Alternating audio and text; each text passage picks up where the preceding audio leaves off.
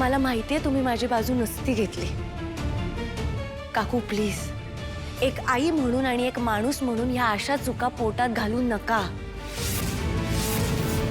कारण या चुकांचे जे काही परिणाम होतील ना त्याचा सगळ्यात जास्त त्रास तुम्हाला होणार। ए तारिणी, आवाज खाली, आणि इथून पुढे माझ्याशी या आवाजात बोलायचं नाही।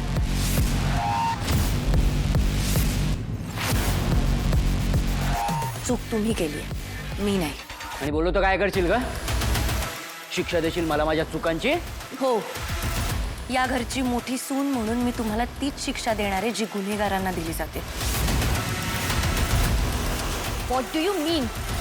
पोलिसात देईन मी यांना।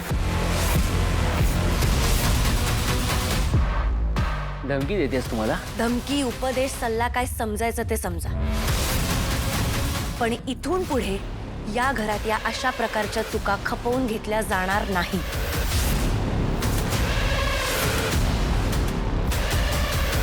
एकदा संधी देऊन जर पुन्हा तीच चूक घडत असेल ना तर त्याची शिक्षा दिली जाईल। आणि हे मी या घरची मोठी सून म्हणून बोलतेय, मग समोर कोणीही असो। शिक्षा द्यायची? मग तू कशाला? मी देते ना याला शिक्षा। का वागलास असा? का वागलास असा? पद्मिनी काकू थांब। हिच्यामध्ये पडली नाहीस ना, मग माझ्याही मध्ये पडायचं नाही। बोल, का वागलास असा? या घरात आपल्याला समजून घेणारं कोणीही नाहीये, हे कळत नाही तुला? ज्या माणसांना तू आपली माणसं समजतोस त्यांच्या लेखी तुझी काहीही किंमत नाहीये। त्यांच्यासाठी सख्खे फक्त तारिणी आणि केदार आहेत, एवढंही कळत नाही तुला?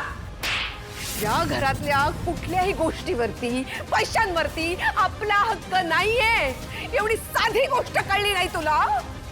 पैशांसाठी तुझ्यावर चोरी करायची वेळ आली तरी सुद्धा तुलाच गुन्हेगार ठरवलं जातंय, याचा अर्थ कळतो तुला? अरे या लोकांसाठी काहीही झालं ना तरी तूच वाईट असणार आहेस, काहीही झालं तरीही।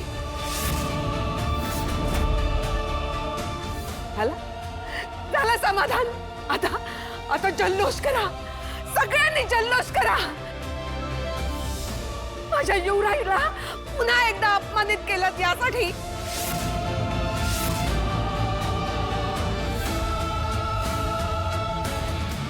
युवराज, युवराज,